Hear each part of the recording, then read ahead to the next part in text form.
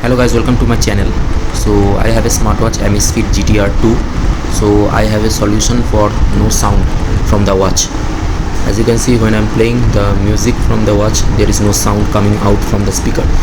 So watch the video till the end. I have a solution, and after you do that, your watch will play audio directly from the watch speaker.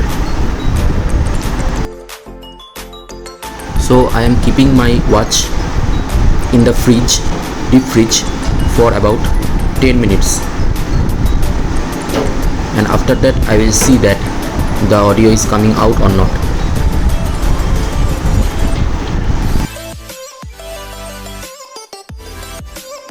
So after 10 minutes, let me check whether the watch is working or not.